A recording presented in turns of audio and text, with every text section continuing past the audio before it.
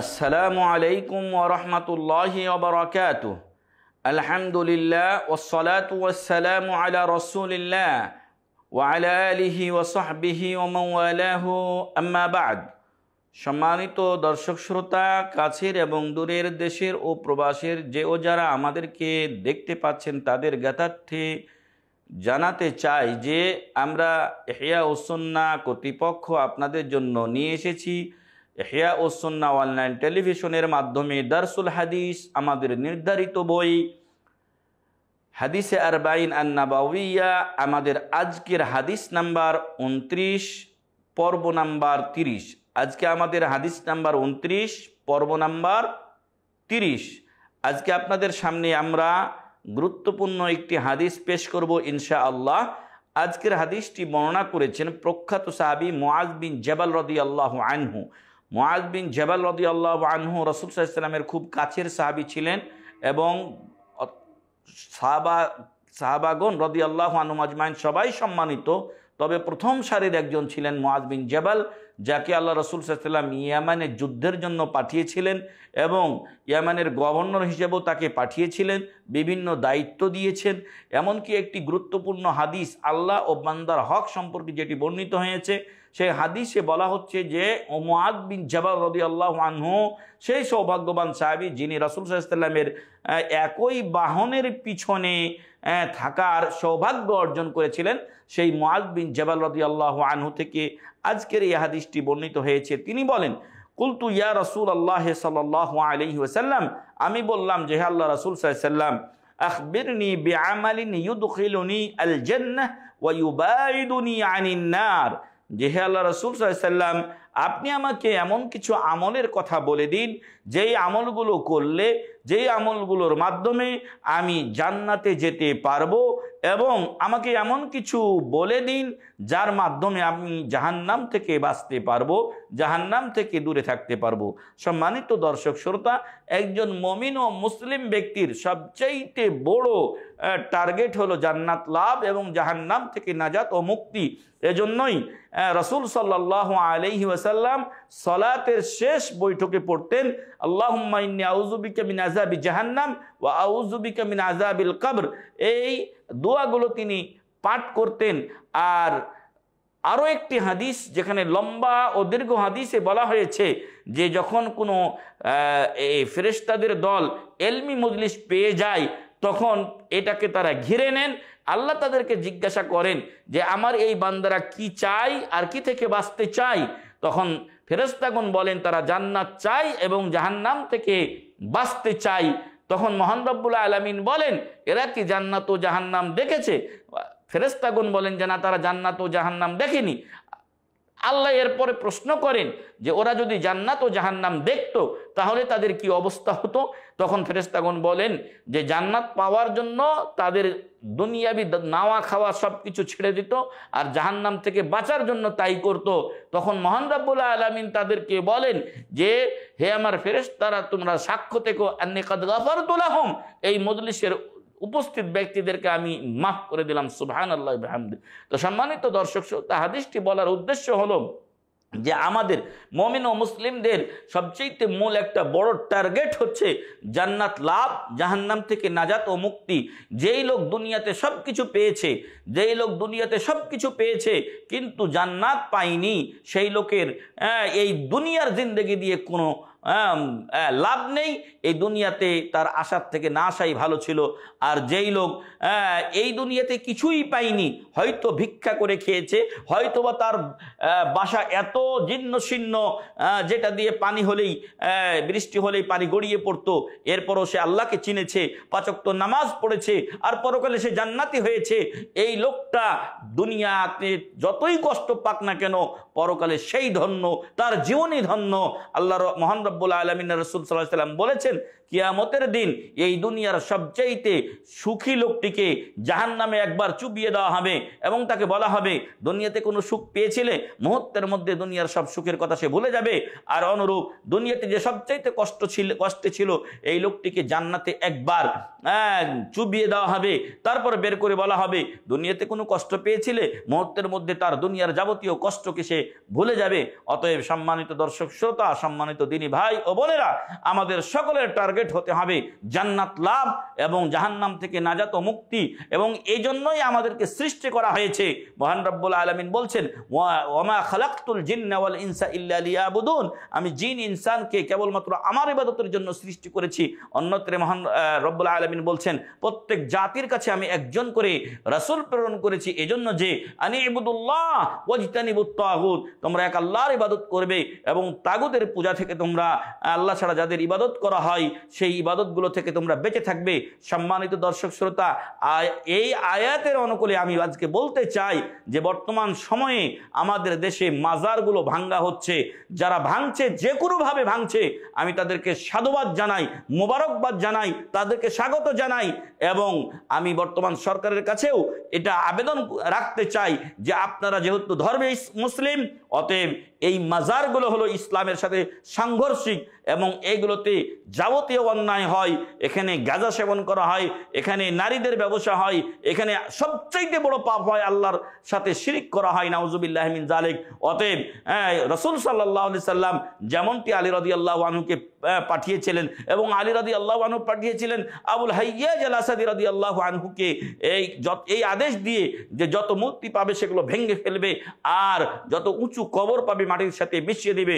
অতএব মাজারের নাম দিয়ে বেয়াবনা এবং গান বাজনা, ঢোল তাবলা বাজানো আর এই সমস্ত নষ্টামির যারা করছে, এ সকল মাজারগুলোকে সরকারের কাছে আমি আবেদন করছি এগুলোকে ভেঙে ফেলা হোক। আর যারা যে কোনোভাবে ভেঙেছে তাদেরকে যেন হেনস্থা করা না হয়, আইনের আওতা নিয়ে আসার নামে তাদেরকে যেন জেল জরিমানা করা না হয়। কারণ তারা আল্লাহর বিধান পালন করেছে, আল্লাহর সাথে সাংঘর্ষিক একটা বিষয়কে তারা নষ্ট করেছে এবং এইখানে কোনো দেশের জন্য কোনো কল্যাণকর কিছু ছিল না, বরং এখানে দেশদ্রোহী যাবতীয় কাজগুলো গাঁজা সেবন থেকে শুরু করে নারী ব্যবসা, দেহ ব্যবসা ইত্যাদি করা হয়। আল্লাহ সেগুলো থেকে আমাদেরকে হেফাজত করুন, আল্লাহুম্মা আমিন। সম্মানিত দর্শক শ্রোতা, মুআজ বিন জাবাল রাদিয়াল্লাহু আনহু বললেন যে আমাকে এমন কিছু কথা বলে দিন, এমন কিছু কাজের সংবাদ দিন যেগুলো করলে আমি জান্নাত পাবো, জাহান্নাম থেকে বাঁচতে পারবো। ক্বালা, তখন রাসূল সাল্লাল্লাহু আলাইহি ওয়াসাল্লাম বললেন, লাকাদ সাআলতা আন আযীমিন ওয়া ইন্নাহু লা ইয়াসীরুন আলা মান ইয়াসরাহুল্লাহু তাআলা আলাইহি। হে মুআজ বিন জাবাল, তুমি এক কঠিন আমাকে প্রশ্ন করেছো, একটা বড় বিষয় সম্পর্কে তুমি আমাকে জিজ্ঞাসা করেছো। তবে হ্যাঁ, মহান রব্বুল আলামিন এই বিষয়টি যার জন্য সহজ করে দেন সেটা তার জন্য সহজ হয়ে যায়।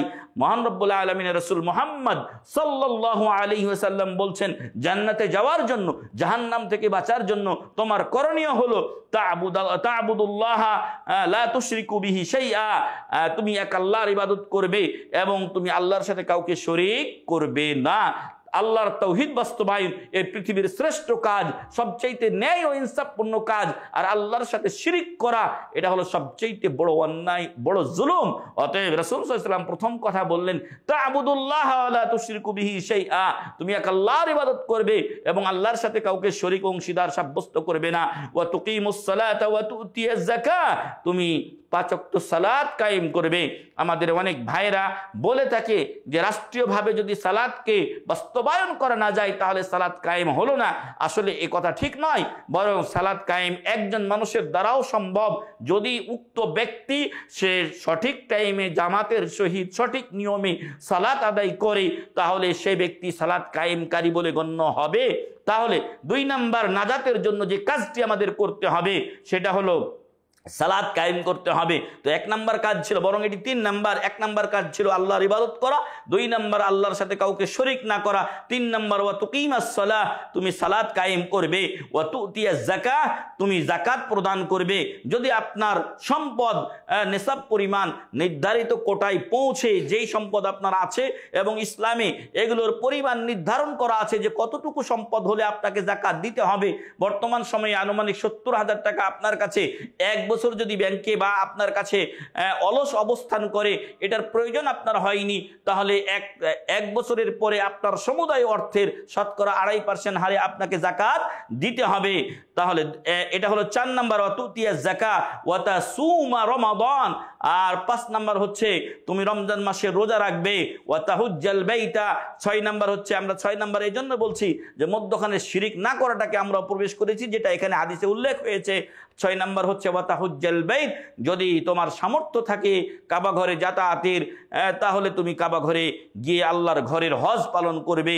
এটা এই কাজগুলো করলে তারপর তাহলে তুমি জান্নাতে যেতে পারবে।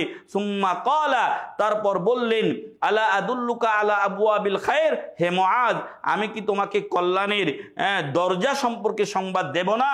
তখন বললেন রাসূল সাল্লাল্লাহু আলাইহি ওয়াসাল্লাম নিজেই, আস-সাওমু জুন্নাহ, রোজা হলো, সিয়াম হলো ঢাল স্বরূপ। কারণ মানুষ যখন রোজা রাখে, মানুষ যখন সিয়াম রাখে, তখন সেই যাবতীয় অন্যায় কাজ থেকে বিরত থাকে।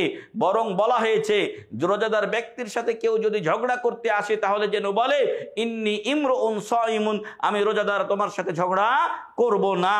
রোজাদারের অবস্থাটা এমন যে রোজাদার জেনা ব্যভিচার তো দূরের কথা, নিজের স্ত্রীর সাথেও তার সহবাস করা নিষেধ থাকে। ফলে আস-সাওমু জুন্নাহ, সাওম হলো ঢাল, ঢাল দিয়ে যেমন মানুষ আত্মরক্ষা করে, ওইরকম সিয়ামের মাধ্যমে মানুষ পাপ থেকে বাঁচতে পারে। ওয়াস-সাদাকাতু তুতফিউল খাতিয়া কামা ইউতফিউল মাউন নার, এবং সাদকার মাধ্যমে আপনার ভুলগুলো মুছে যায়, সাদকার মাধ্যমে আপনার ভুলগুলো মুছে যায় যেমন ভাবে পানির দ্বারা আগুন নিভে যায়। অতএব যারা বিভিন্ন পাপে নিমজ্জিত হয়ে যায় তাদের উচিত বেশি বেশি সাদকা করা। আল্লাহ রসুল সাল্লাল্লাহু আলাইহি ওয়াসাল্লাম বলছেন যে as-সাদাকাতু তারুদ্দুল বালা, সাদাকা বালা মুসিবত দূর করে। as-সাদাকাতু তুতফিউ গাদাবার রব, সাদাকা আল্লাহর গোসাকে আপনার প্রতি প্রশমিত করে দেয়।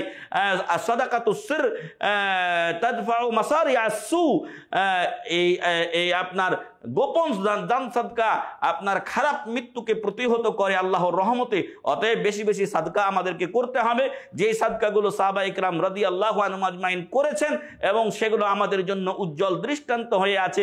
ইউসিরুনা আলা আনফুসিহিম ওয়ালাউ কানা বিহিম খাসাসা, নিজের কষ্ট হলেও তারা অন্য মুসলিম ভাই ও বোনকে প্রাধান্য দিয়েছেন।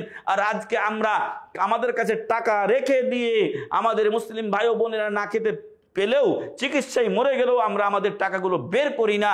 বড় কষ্টকর বিষয় এবং বড় দুনিয়া প্রেমীদের এই আলামত। মহান রব্বুল আলামিন বলছেন যে ওয়াতুহিব্বুনাল মালা হুব্বান জাম্মা, তোমরা মালকে, সম্পদকে খুব মজবুতভাবে ভালোবাসো। আর এই জায়গায় বলা হয়েছে যে আলহাকুমুত তাকাসুর হাত্তা যুরতুমুল মাকাবির, সম্পদের প্রাচুর্যের প্রতিযোগিতা তোমাদেরকে ধ্বংস করেছে কবরে যাওয়া পর্যন্ত। তার আরেক জায়গায় বলা হয়েছে ওয়াইলুল লিকুল্লি হুমাযাতিল লুমাযা আল্লাযী জামাআ মালান ওয়া আদ্দাদা, আর এই সমস্ত লোকেরা তারা তাদের সম্পদকে জমা করে এবং এটা সকাল বিকাল তারা গুনতে থাকে কোন ব্যাংকে কত টাকা তার জমা হলো। মনে করে ইয়াহসাবু আন্না মালাহু আখলাদা, তার সম্পদ তাকে দুনিয়াতে চিরস্থায়ী করবে, কখনোই নয়। কুল্লু নাফসিন যায়কাতুল মাউত, যেদিন মৃত্যুর ডাক আসবে সেদিন চলে যেতে হবে। অতএব সম্মানিত দর্শক শ্রোতা, যার যতটুকু সামর্থ্য আছে, বিভিন্ন চ্যারিটেবল সংস্থাগুলো আছে, সেখানে আপনারা দান খায়রাত করবেন। আমরা যে ইহইয়াউস সুন্নাহ ফাউন্ডেশনের মাধ্যমে আপনাদের সামনে এই অনলাইন আলোচনা করছি, এই ইহইয়াউস সুন্নাহ ফাউন্ডেশনের বিভিন্ন ধরনের প্রোগ্রাম আছে।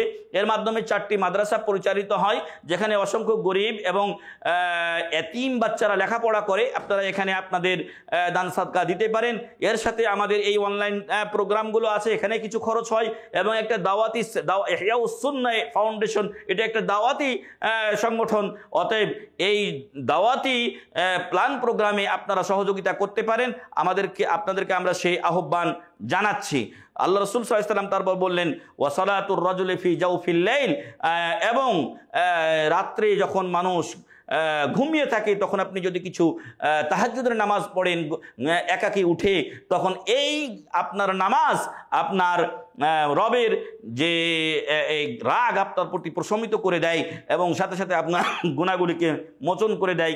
তারপর তিনি মহান রব্বুল আলামিনের রাসূল মুহাম্মদ সাল্লাল্লাহু আলাইহি ওয়াসাল্লাম এই আয়াত পাঠ করলেন, তাতাজাফা জুনুবুহুম আনিল মাদাজি'i হাত্তা বালাগা ইয়ামালুন, এই পর্যন্ত তিনি পৌঁছলেন যে যারা দিনদার পরহেজগার বান্দা, যারা নাজাত প্রাপ্ত বান্দা, তাদের অন্যতম আলামত হলো যে তারা শেষ রাত্রে তাদের পার্শ্বগুলোকে, তাদের দেহের পার্শ্বগুলোকে বিছানায় লাগায় না, বিছানা থেকে দূরে রেখে তারা তাহাজ্জুদের নামাজ আদা করে।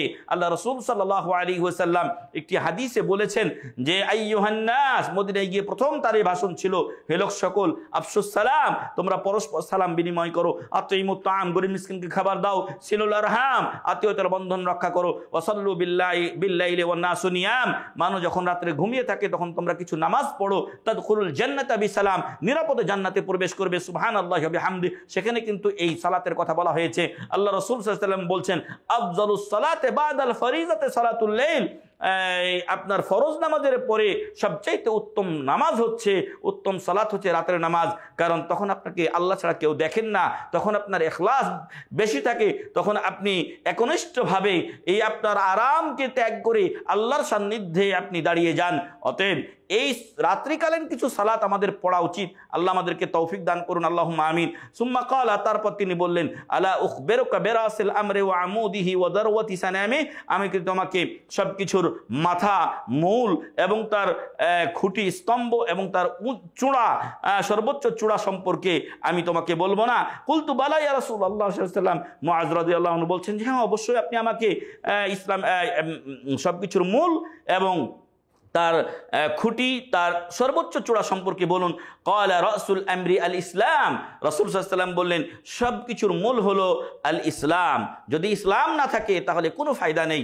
এই দুনিয়াতে আজকে কাফেরদেরকে আপনি দেখছেন যে অঢেল সম্পদের মালিক, বর্তমান সময়ের অন্যতম শ্রেষ্ঠ একজন শেখ সালেহ বিন ফাউজান বিন আব্দুল্লাহ আল ফাউজান হাফিজাহুল্লাহ, তিনি তার কিতাবে লিখেছেন যে হে মুসলিম, তুমি কাফেরের ধন সম্পদ দেখে, চাকচিক্য দেখে তুমি কেন হুতাশ করো? কাফের মরে গেলে দোজখে যাবে, আর তুমি মুসলিম, তুমি মারা গেলে ইনশাআল্লাহ জান্নাতে যাবে। অতএব তার এই দুনিয়াবি চাকচিক্য দেখে তুমি কেন হতাশ হয়ে যাও? তখন রাসূল সাল্লাল্লাহু আলাইহি ওয়াসাল্লাম এখানে বললেন রাসূল আমরে আল ইসলাম, সবকিছুর মূল হলো ইসলাম। যার ইসলাম নাই তার এই দুনিয়াতে আসার কোনো সার্থকতা নেই। ওয়া আমুদুহু আস-সালাহ, আর ইসলামের মূল খুঁটি হচ্ছে সালাত। যে ব্যক্তি সালাতকে নষ্ট করে দেয় সে সব কিছুকে ভেঙ্গে চুরে শেষ করে দেয়। একটি হাদিস, যদিও আমি শুনেছি কেউ কেউ এটাকে দুর্বল বলেছেন, সেখানে বলা হয়েছে যে আসসালাতু ইমাদুদ্দিন ফামান আকামাহা ফাকাদ আকামাদ্দিন ওয়া মান হাদামাহা ফাকাদ হাদামাদ্দিন, যে এই সালাত হলো ইসলামের দ্বীনের এটা স্তম্ভ। অতএব যে এই স্তম্ভকে ভেঙে ফেলে সেই ইসলামকে, দ্বীনকে ভেঙে ফেলে। আর এখানেও সেটা বলা হলো ওয়া আমুদুহু আস-সালাহ, ইসলামের মূল খুঁটি হলো সালাত। অতএব যে ব্যক্তি সালাত পরিহার করে সে ইসলামে থাকে না, সে কাফের হয়ে যায়, নাউযুবিল্লাহি মিন যালিক। ওয়া যারওয়াতু সানামিহি আল জিহাদ, ইসলামের সর্বোচ্চ চূড়া হলো আল্লাহর রাস্তায় জিহাদ করা। এখানেই ঈমানের পরীক্ষা হয়ে যায়। ভিতরা আল্লাহর প্রতি যাদের সঠিক আস্থা নেই এবং তাওয়াক্কুল নেই, তারা জিহাদের ময়দানে গেলে মরে যাবে এই বিশ্বাসে তারা আর জিহাদের ময়দানে যেতে চায় না। কিন্তু মূলত যদি মৃত্যু না থাকে জিহাদের ময়দান কেন? যদি মৃত্যুর সামনে আপনি দাঁড়িয়ে যান তবুও আপনার মৃত্যু হবে না। যেমনটি ইসমাইল আলাইহিস সালামকে কুরবানি করতে নিয়ে গেছিলেন, জবে করতে নিয়ে গিয়েছিলেন ইব্রাহিম আলাইহিস সালাম, কিন্তু সেখানে তার মৃত্যু হয় নাই, বরং আল্লাহ তাআলা বলেছেন ওয়াফাদাইনাহু বিযিবহিন আযীম, এক মহা কুরবানির মাধ্যমে আমি তাকে বাঁচিয়ে নিয়েছিলাম। অতএব সম্মানিত দর্শক শ্রোতা, ইসলামের জন্য এরকম ত্যাগ ও তিতিক্ষা আমাদের থাকতে হবে। দুঃখজনক হলো সত্য, দুনিয়ার জন্য আমাদের অনেক ত্যাগ তিতিক্ষা আছে, ইসলামের জন্য, দ্বীনের জন্য সেটা নেই। আসুন দ্বীনের জন্য আমরা কাজ করি, আল্লাহ আমাদের দুনিয়া ও আখিরাতের জীবন সুন্দর করে দেবেন ইনশাআল্লাহ। সুম্মা ক্বালা, তারপর রাসূল বললেন আলা উখবিরুকা বিমালাকি যালিকা কুল্লি, এতগুলো কথা যা বলা হলো এগুলোর মূল সম্পর্কে কি আমি তোমাকে বলবো না? কুলতু বালা ইয়া রাসূলুল্লাহ সাল্লাল্লাহু আলাইহি ওয়াসাল্লাম, তখন আমি বললাম অবশ্যই বলুন। রাসূল সাল্লাল্লাহু আলাইহি ওয়াসাল্লাম তখন তার জিহ্বাটা ধরলেন এবং বললেন কুফা আলাইকা হাযা, তুমি তোমার এই জিহ্বাকে হেফাজতে রাখবে, সংযত রাখবে।